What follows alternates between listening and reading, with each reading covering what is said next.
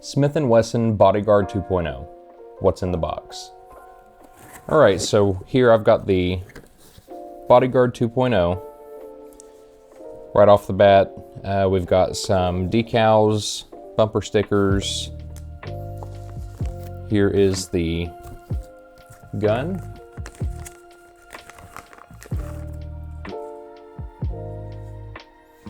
Go ahead and take out the safety piece. Also in the box, we've got a 10 round mag and a 12 round mag. Now, obviously, I have already owned this gun for about a week or two now. So far, I've put 280 rounds through it. I'd like to put at least 500 rounds before I start fully carrying this gun though. All right, so just to show you, chamber is clear. Now, the reason I wanted this gun is because I, for a while, have carried the Taurus GX4. Beautiful gun, accurate gun. I love it. But sometimes this is just too big. Sometimes when I am at an event or filming a wedding, I don't want a sledgehammer sticking out of my pants. Sometimes this is just too bulky. Everyone needs a pocket pistol. When I held this gun at the gun store about a month or two ago, I couldn't get it out of my head. I've got decently large hands. I was carrying for about 2 years the regular GX4. This is the GX4 carry that I have now. But to have a micro 380 that fits, you can see I can get both my middle fingers and half of my pinky. Now with the extended mag, I can fit my entire hand on this little pocket pistol. So to have a compact little micro 380 that fits in your pocket, that holds 12 plus 1, and I can fit my entire hand on it, that's almost unheard of. Smith & Wesson has really done some witchcraft or something to make this as comfortable as it is.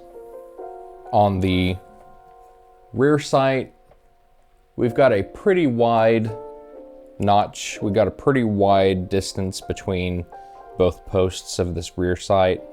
And the front sight I actually love. It's a tritium front sight, a tritium night sight on the front. Now, what are my initial thoughts? I love it. I love it. I'm obviously not as accurate as I am with my GX4 carry.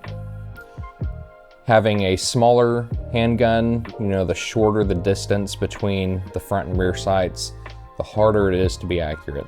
Also, having such a large cutout for those rear sights, that gives you a lot of play left and right. While it's only a ½ inch in your hand, you're sweeping feet downrange. I'm gonna need some more practice with this, but it's definitely a great gun to just literally have in the back pocket. What are the pros of the Smith & Wesson Bodyguard 2.0? Number one, it's so much better than the original Bodyguard. That thing was absolute booty.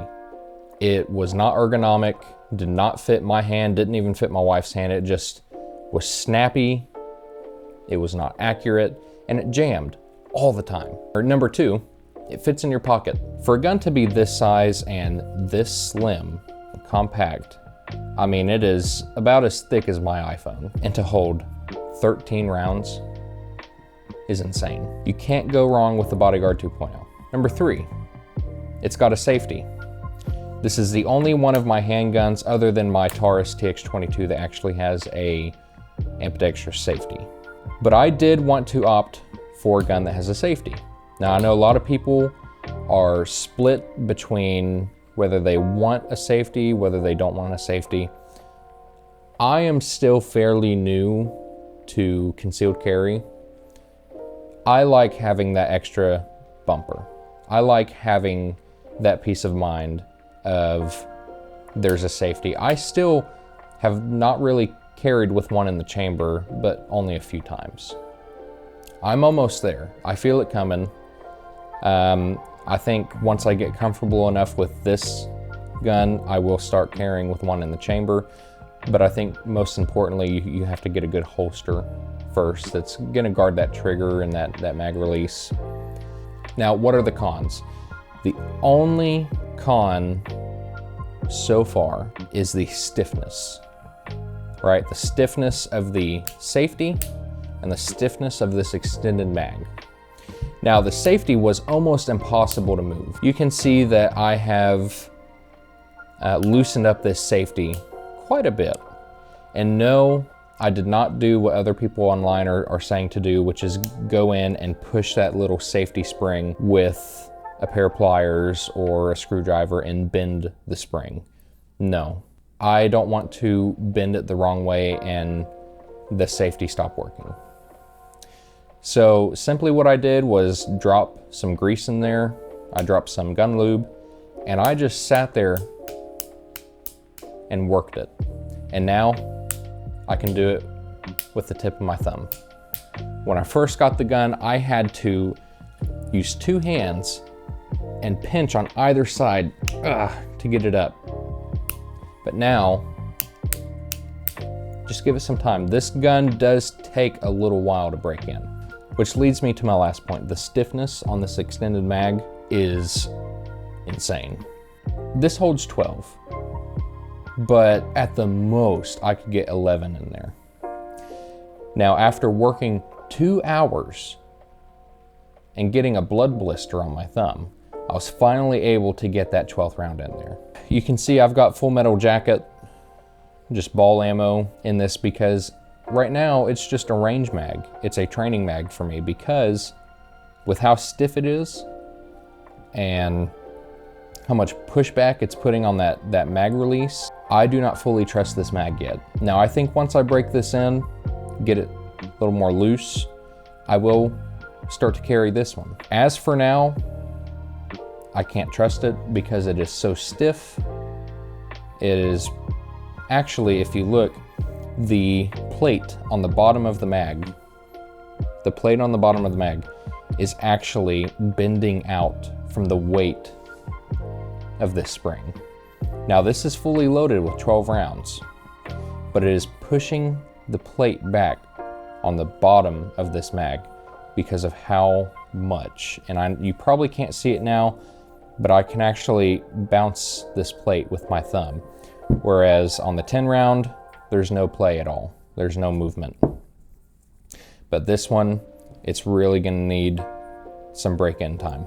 If you bought the Bodyguard 2.0 or you're thinking about buying it, I would absolutely recommend the Aplula Universal Mag Loader. Now, this says it fits from 9mm to 45 ACP. I went into the gun store and said, hey, should I get the Aplula or the baby Aplula? Because that one says it is from 22 to 380. It did not fit.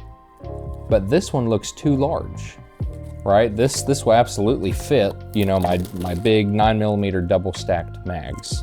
These Bodyguard 2.0 mags are kind of in the middle. So I was pretty worried that this would not fit.